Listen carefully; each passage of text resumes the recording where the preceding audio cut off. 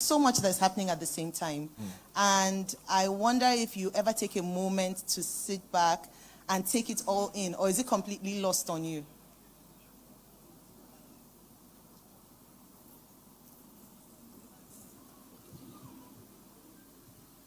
I'm just grateful. I do not deserve one bit.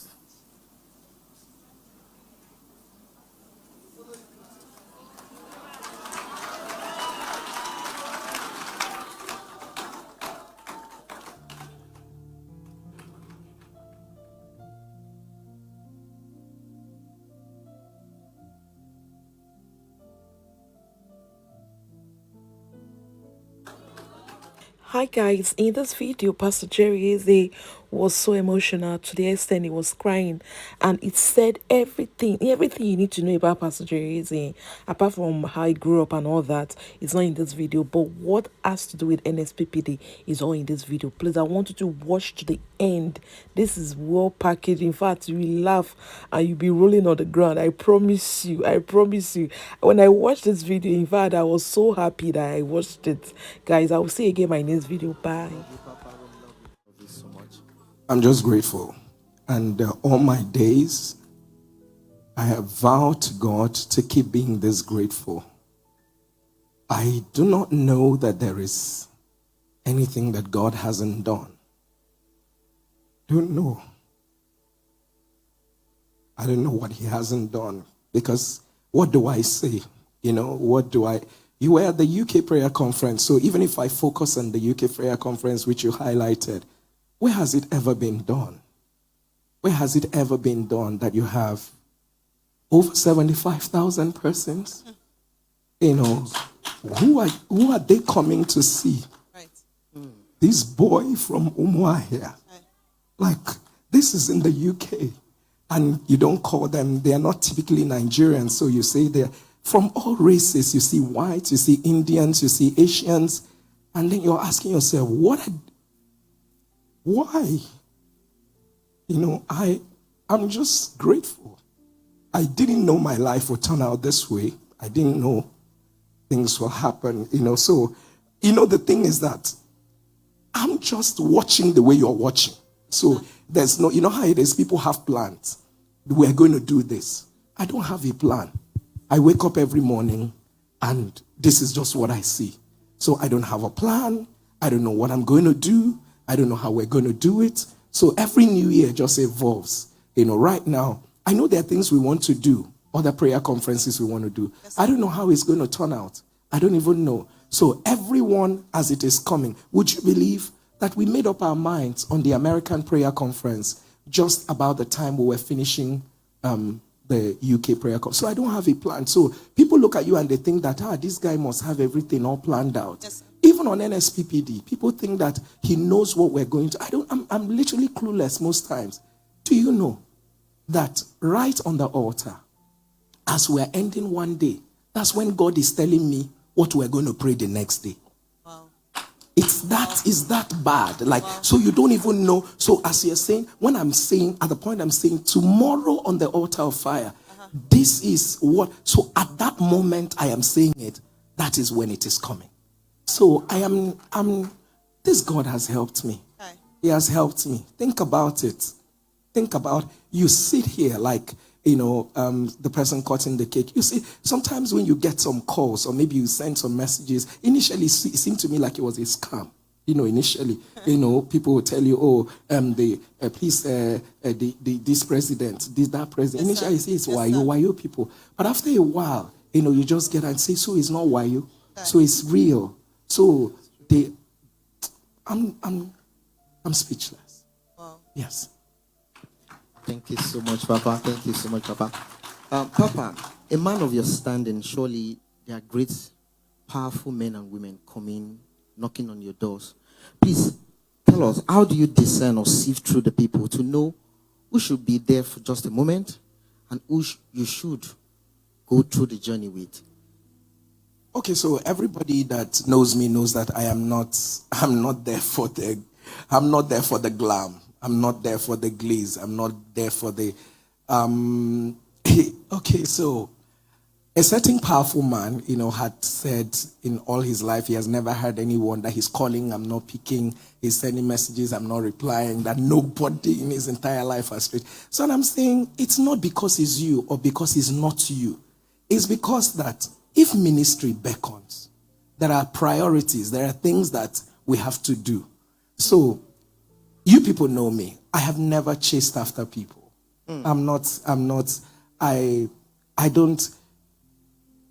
God trained me well. God trained me well. And I don't know, but I'll probably say so much. But let me just say that. If you're talking about powerful people, those who need to be there, is that not your question? What's that your question again, Adi? How do you discern? How do you discern who should be there for just a moment, just reaching out, and then those who should do journey with you? Powerful people doing journey with me. I don't like powerful people doing journey with me because you need a lot of. They come with a lot of drama, right? I know. I would rather want those God will make powerful through me than powerful people entering in.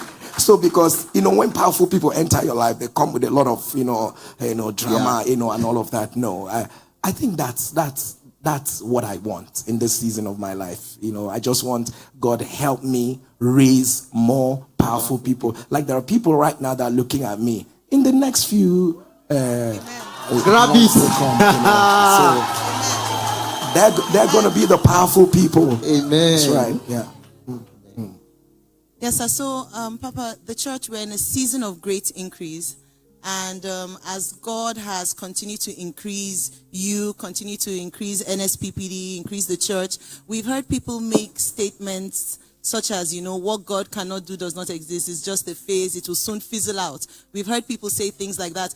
And truth be told, we've seen some great, powerful names fizzle out over time. So my question is, do you have that concern or fear that could be the fate of what God cannot do does not exist?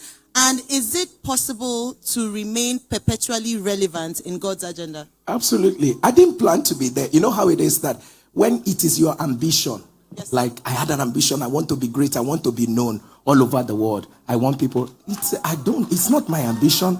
I don't want to be known. I should be me and you were in this somewhere. Yes, sir. We were just together here. So I didn't have any ambition. It just happened. So it wasn't like it was my plan. It wasn't like it was my desire. So I'm sorry to put it this way. So I hope it doesn't offend some sensibilities. Yes, so this is what I'm saying. Even if it fades, yes, sir. even if I wake up in the morning and then this whole thing about faith, that's fine. I didn't prepare for it. Right, sir. Even if they chase me out of wherever I am at the moment, I will return back here at least. We won't chase you anywhere. You will not chase me because you are big. So my way of trying to say, it is not an ambition. It's not an aspiration. I love to work for God. Yes, sir. So what people are seeing, there's nothing that I'm doing now that I've not been doing. The only thing is just that the spotlight came on me. Yes, sir. Yeah. Yes, sir. Cancers have always been healed when me and you people were here. Yes, sir. We've Yes, always been a praying church when me and you people are here. Yes, sir. It's just that God decided to shine the light. Right. And everybody is saying, so you should worry for me if I stop doing the things that I am doing that brought me here. Yes, sir. That is when you should be worried that he will soon fade. Right. But all you need to pray for me is, God, whatever that he was doing that made you choose him, Yes. let him continue to do it. Do it. Because they're not ready. They are not ready. Hallelujah. Okay, Papa, NSPPD, 3 years and counting. We thank God for the stamina that the Lord has given you. Yes. Somebody was saying the other day that he tried to do the kind of prayer he did, and he lost his voice in a few hours. And yes, you do NSPPD from Monday to Friday. Saturday, you walk out. Sunday, you preach services. Please, Papa, I want to ask this question. How do you relax? Do you even relax at all? How do you do it? How do you do it? So, I was asking the governor whether he usually rests. I was giving him, I say, Your Excellency, try and rest, be resting. Be resting. And then he says something really very funny. And he said, that's the advice that he gives everybody. So, let me tell you, Ade. Let me tell you. Yes, Papa. There's a season to sow. Yes, sir. And there's a season to rest. You see, right now, I've not reached that rest season. So just be allowing me. Let me be doing what I'm doing. Let me just be doing it. Let me be just. A time will come when we'll all rest. If you are worried about my body, don't worry. My body is very fine. Okay. My body is very fine. We know. I'm agile, you understand? Oh, amazing. Okay, so Papa, we've talked about, the growth, the increase, the applause, the recognitions. We've talked about that. But I believe we all know that there are pitfalls that come with fame and fortune. They call it the 3 Gs: girls, glory, and something else. There's finance, there's money. The 3 Gs anyway. So I just want to know what mechanism have you put in place to safeguard yourself from moral failure? Okay, so everybody around me knows that if I am not in church, I'm in my house. Okay. If I'm not in my house, I'm out of the country somewhere, I'm preaching. So, and so my personal staff, there's a level of access I've given them to where I am. Okay. So that way, there's, as in, what is in the world? Like, what is it? What can the devil probably tempt you with?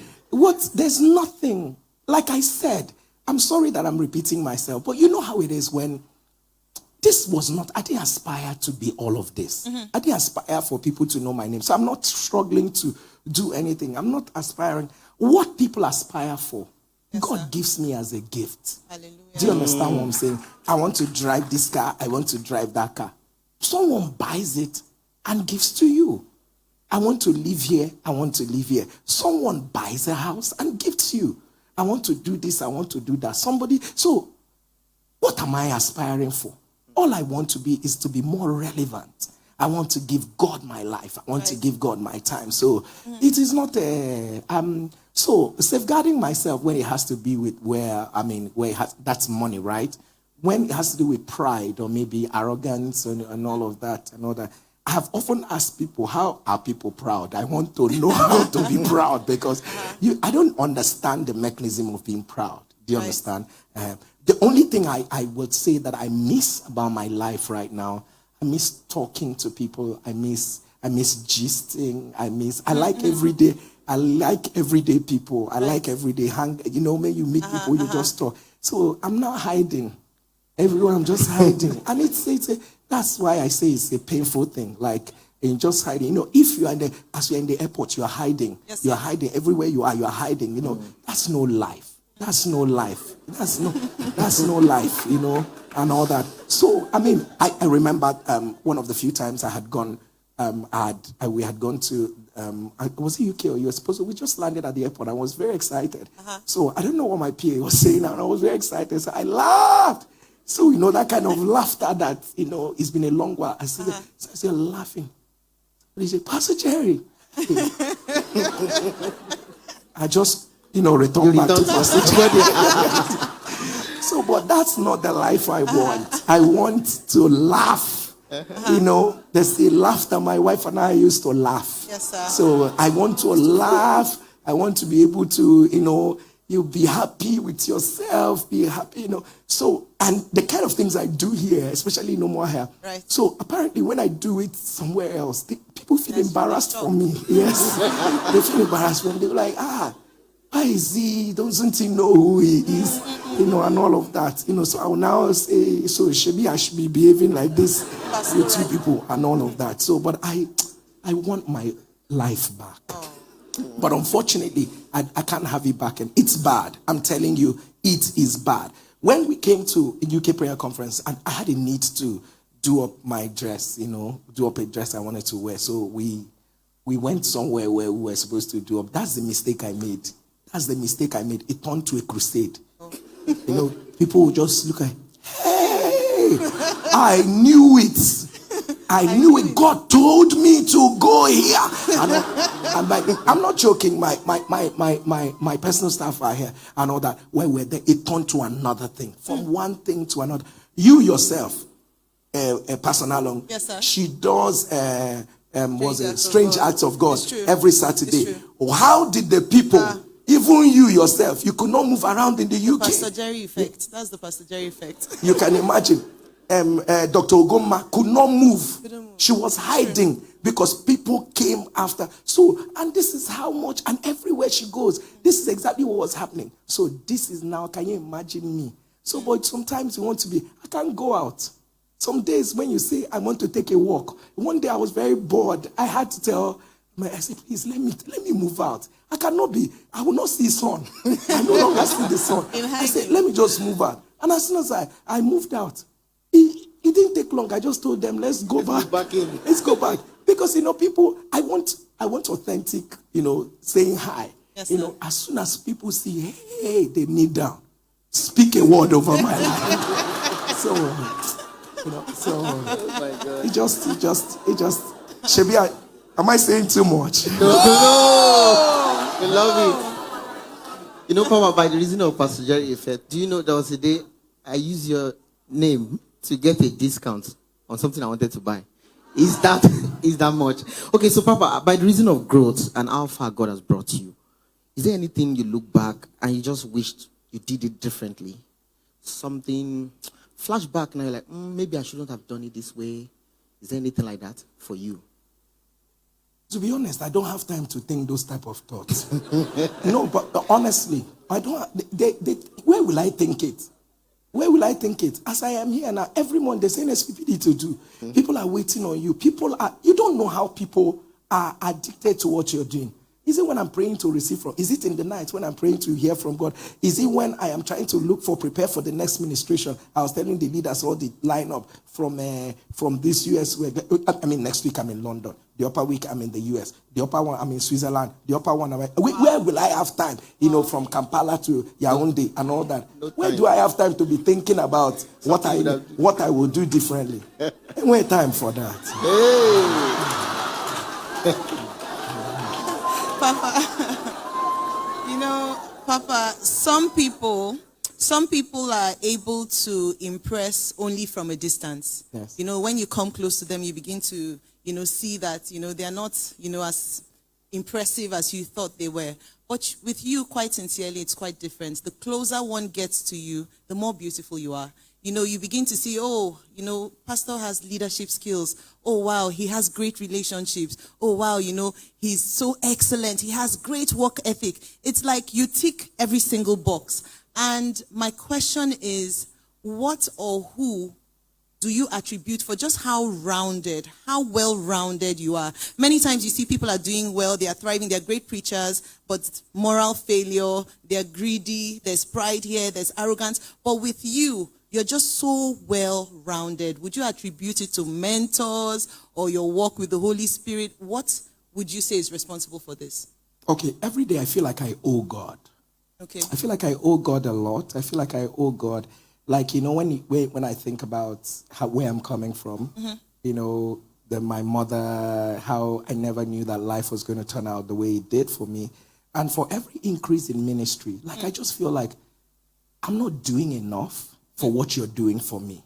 So I feel like I owe God, right.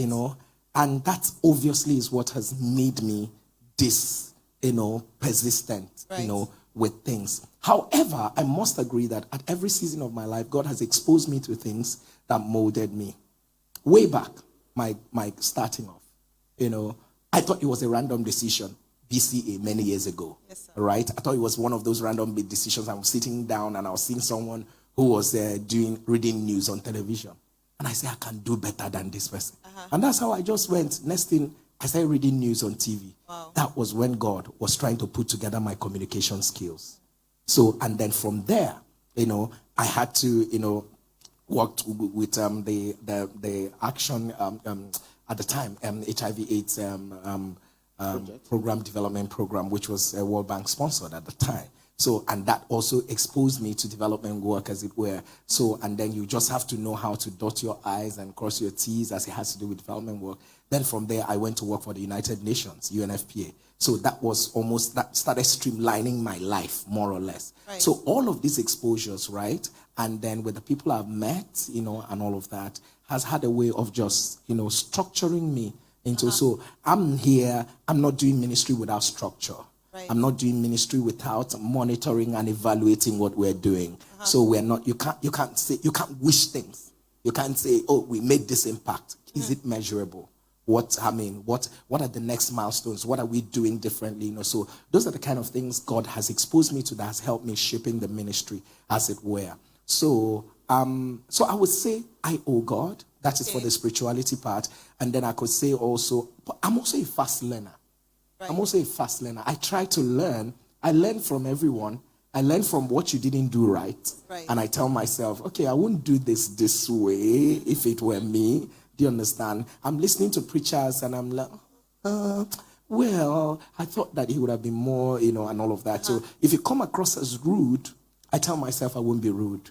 So if you come across as endearing, I'm a quick learner. I learn a lot. I listen a lot. I would rather listen to what you're saying, and all that. So I think my exposures, has, prompted me to becoming who I am today. All right. Amazing. Thank you so much, Papa. Okay, so Papa, now we're talking about both social and physical media now. Social media can be a toxic place sometimes. Yes. And then we're living in interesting time where someone will just hide behind one small data and say anything, fallacies. Sometimes it's clickbait for them to just get traffic. Sometimes I ask myself, when I see such posts, I want to enter that comment and tear that person because I know they are fallacies. But how do you put yourself together and not feel there's need for you to even respond to these things? Sometimes it can be, especially for those who are just following, for people who are in the house, they know better. But people are just following, they may be misled one way or the other. How do you... So initially, when this thing came upon me, I used to be very worried about that. So you wake up and then you just see something that is reported in the media. And then you're telling yourself, but that's not true. That's not true. Why are they doing this? I would call my wife. I say to my wife, what kind of nonsense? It should be, it's not true. And then there days I'm just with my wife. I'm explaining something and I'm explaining, how can they say a thing like this? You just wake up and you hear Pastor Jerry has this amount of money. He's making it. So somebody actually says, my YouTube channel. Yeah, I'm sure you guys heard it now. And now you heard it. He say his YouTube channel, he makes how many billion every day? 2 billion plus. Yes, 2 billion. 2 billion, like really billion. That's 2,000 million. Yeah. And then that's what someone said. And then everybody, I heard it. People wanted a share of their money. So, and then you're listening and say, but this thing you're saying doesn't even make sense. It doesn't even make sense. So you have those people who are there, and then you have the people who just concoct lies from nowhere. And you have people who have perceptions of how Pastor Jerry should behave. They have perceptions. So, Pastor Jerry, if you are a righteous man, like the way we want you to behave, don't talk to anybody that is unrighteous. Don't talk to anybody that is unrighteous. And all that. A few days ago, I had shared a picture of, the governor and I. And someone just, and next thing I saw it on a blog and all that. Pastor Jerry starts moving with politicians. So once you drop my name, it will get traffic. So people just get traffic and all of that. So there's one that yesterday I told my wife that they saw prophecy on her. And it's online. So people wake up, they drop this one, they drop. But listen, I am not like, a few things I will continue to do. I'm not afraid and ashamed of sinners that call me pastor. I will never deny that God brought them to me so that they can be better people. So, and just in case you're too holy to go near sin, we are the ones that God has made so that we can go there and speak to them. Right. And so I'm not threatened by, so I'm not that kind of pastor that you say, you see your member was got whatever and all of that. As much as I'm going to rebuke, of course, you guys know me when I'm one-on-one. I'm not laughing. I will shred you and all that. But you know what? I'm going to move out of there and call you my own. I will not be ashamed to identify with you because everybody is a work in progress. People are getting better. People are getting, because that's what it is. So they're just all of this narrative is just, sometimes when the bloggers reported, they reported that Pastor Jerry should not talk to this person. Pastor Jerry should have nothing to do with it. This person is an actor. This person is an actress. Pastor Jerry should never have anything. Are you kidding me? Are you kidding me? Or you look up to them. You call them your influencers. Whatever they do becomes a trend for you. And you think Jesus does not need those kind of people so that they can do influencing for the kingdom. Nah, cool, low down. Please help me look at your neighbor and say, I'm in the right place. Okay. So, Papa, you started ministry so early. And quite sincerely, your accomplishments don't measure up with your years. Just like streams of joy, the much God has done through us doesn't measure up with the amount of years that we've been around for. So I don't know, what advice do you have for ministers or just people that see, the feats and what you've been able to accomplish, but feel like they're starting out too late in destiny, they're behind time, and they are inspired, but they're just not motivated to move because they feel it's already sunset? What if I told you there was a time I felt like nothing was happening to me ministry-wise? You know how it is that you get to that point where I've done this. I was still going for ministrations, right? They will invite me, a couple, go to Lagos, go to Abuja. Something in me was just telling me, you ought to be more than this. I was in that space, I remember one day waking up after my night prayers. I pray in the night and I woke up. I just felt dissatisfied. And I'm just coming and all that. And you know that this church is a training ground. Yes, This place is, you guys trained me. You guys, you know how it is? In this church, you people are hard to impress. Very hard to impress people. So you are here preaching. Somebody will just be saying, be coming down. Be coming down. So every of these things formed a training ground for me. And for whatever it is worth, I also went through a season of dissatisfaction. So when people are seeing it right now, but know what I did? I converted my dissatisfaction to a season of laboring in the spirit. A season of laboring. Because God will create the opportunity. But are you ready for the opportunity? And the thing also, what people don't understand is that I had the opportunity of watching an NSPPD of that was in 2020. You know how Facebook just does those reminders of 2020, and it was the one I did with Pastor Ogoro, and all of that. And I realized how much we've grown. I realized how much NSPD have grown. But there are people who are on the altar. The day you stop growing is the day people stop following you.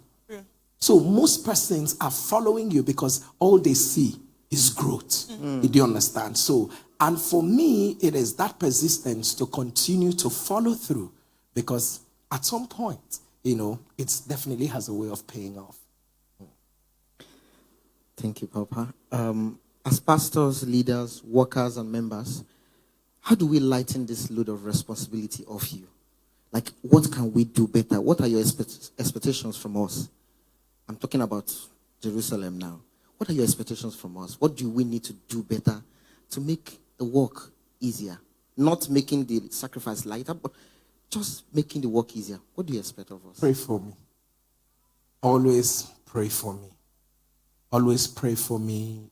Wish me well. Become more. And I'm excited to know that from this house, we've sent out pastors, everywhere. And I want to see people become more. This is a season where we have a lot of plantings to do around the world.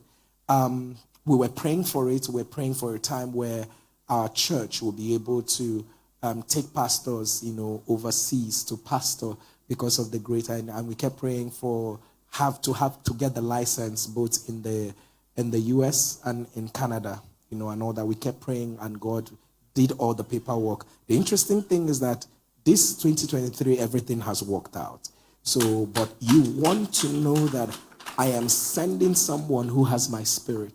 That's true. You want to know that I'm sending someone who understands. So the harvest is truly plenteous. So we have abroad, like you have a lot of people in Philadelphia, in what's it called, and in two other places. We have people who have donated church buildings to us, but there is no pastor. Do you understand what I'm saying? There is no pastor. So we have all the things coming up. So I just believe it's an interesting time that God has brought us to be able to do these things, and all of that. So pray for me. Become more. Become more. At some point, stop playing with... you just know that life is more serious than this. Become more, because there would always be an assignment for the person who has become more. Wow. Wow. Please, let's celebrate our man of God. Let's celebrate him. Okay. Sir, in conclusion, you said a little bit of this, but I just want to take us back a little, while we are grateful to God for church growth, and we understand the assignment of God on your life, I just want to know, do you still miss us? Yes. Because, many times we see your pictures online, you're just laughing with Abuja people. Exactly. You're dancing, you're dancing. Am I lying? No. And we had such an intimate bond. We started out together, and we just wonder, do you miss us? Do you love us? Do you think of us as much as we think of you? Am I echoing your thoughts? Yes. It's quite emotional for me. It's quite emotional for me. The truth is, like I said, everybody is new. Everybody is new. And the truth is that, let me tell you, it's meant to be ministry. But unfortunately, it's adversity. And I wish I could further break it down. It's meant to be ministry. People should be able to see, that's a new guy that has come, and they will celebrate. If you knew, 70% of the battles I've had to fight, I'm fighting through fellow ministers. So people believe, why did he come here? My people have left my church. Everybody is now going to Streams of Joy Abuja. What's going on? Why are they maxing out numbers this way? Why are they doing this way? Do you know we literally had to leave where we were with no warning, and then when we saw that there were some undertones because they knew the powers that be at the time. We were chased out. Adversity everywhere. Wow. So you don't even know people. God provided for us where we were. We moved in there. The numbers are increasing, swelling numbers. How do a church that is barely 2 years and then you have, over 20,000 members? Wow. So it doesn't even make sense. The crowd, it's bad. Everybody who is in Abuja knows that is bad. Doors have been broken. What is waiting? They are waiting for us to. If we increase the tent, we get new tents, bigger tents. Everywhere is maxed out. Right now, there's no even space to put tents that people can stay in. So God is doing a work. The work is increasing. And I want you to know that my heart looks for moments where you know that this person is really your person. This person is your person. And all that. Some of them send their people to look for spoilers or to be the spoilers so that there will be. What if I told you that most of the things that let me not say it. Let me just, you like gossip. I will not say it. So, it's been a battle. So I've had to fight too many battles. My wife knows. So it's not like, when people say he's enjoying, he's having a great time, many times I cry. Many times I say to myself, if they know that I don't even want to be here, if they know that I don't want, I just wish I can just leave this thing for them, leave this city for them. And when we had to shift, if people notice, when we had to shift venue from one, I told my wife, I'm not staying. I'm not ready for this. This wala is too much. I told my wife, I'm not staying. She said she will go. She said she will go. I said, I'm not going. I told my wife, I'm not staying for this. It's a whole lot. I said, let me come to Umuahia. She said, I'll be in Abuja that time. And then she was in Abuja. So I didn't want to. So I wasn't there for the transition. I wasn't there. Am I correct? Yes, I wasn't there for the transition because I didn't know what to expect. I didn't know whether people. So from there, she was giving me updates. She said, that's it. Do you know that new people are coming here because they said that this place is now closer to them? That I said, it'd been better you came back and I went to. So my way of trying to say that this is where the love is. This is where the the genuineness is. I am. Before you go and say I said so, I have. The love is there as well. The love is there. Yeah. That's why I'm saying that the first love never die. I know. So I love. This will always be the house. This will always be the people. This will always be the, but you see, let me tell you people something. Should I tell you the way I feel? I want you people to appreciate what you have. Oh. It's not with mouth. Do you understand? It's not with mouth. Appreciate what you have. Appreciate what you have. You see those guys? Those guys? They appreciate what they have. Don't let me start, oh. Don't let me start. Don't let me. No, but you need to understand, like, I have a couple of my people who are going to be inaugurated on Monday, in different works that they are going to be doing for the federal government. I mean, a couple of my people who are members of our church who have been made ministers. Do you know, all of the efforts they are making is to make sure my pastor is around. All of this one, that one, that one, that one. But you people that are here, who know one? People should appreciate me. Appreciate me very well. Appreciate me. Because, the thing is that every leader wants to have fond memories of the people that they were. You don't want to know that what you remember is the times that these guys weren't there. These guys weren't there. My family and I have sacrificed everything. Yes, sir. We have sacrificed, when I mean everything in capital letters, to make sure that this work thrives. Yes, sir. We've sacrificed everything. Anyone who thinks about themselves must have put themselves first and all of that. But let me also say this. Be excited that the work is increasing. Be excited that the work is increasing. I may not promise anything, right? Because the work is increasing. We're getting bigger. We're getting bigger. So